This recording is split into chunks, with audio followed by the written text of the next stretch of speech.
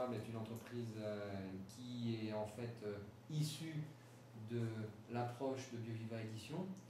Comme l'activité d'édition fonctionnait bien, je me suis dit, mais c'est vraiment important de montrer aux entreprises et aux collectivités que c'est possible, que concrètement, on peut y arriver.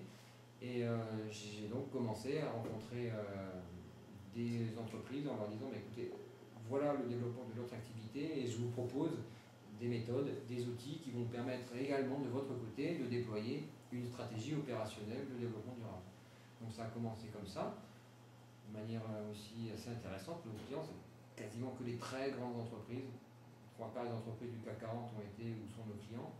Alors qu'on est tout petit, on est à Montpellier, une très grande banlieue pour les Parisiens.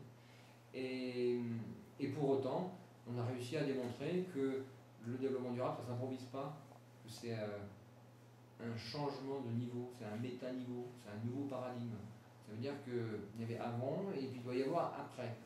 Quand on dit qu'on a une empreinte écologique de 3 planètes et qu'il faut passer à une planète, ça veut dire qu'on ne peut pas continuer à faire toujours plus de la même chose. Il faut faire différemment.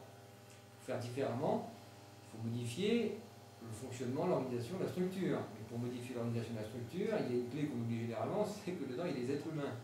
Et que tant que les êtres humains ne veulent pas y aller, ça ne marchera pas. Donc moi je regrette de constater qu'il y a plein de stratégies de développement durable d'entreprise qui ne fonctionnent pas. Mais pas du tout. Sur le papier c'est superbe, mais dans les faits ça ne marche pas. Et pourquoi ça ne marche pas? Parce qu'on n'a pas intégré le paramètre humain.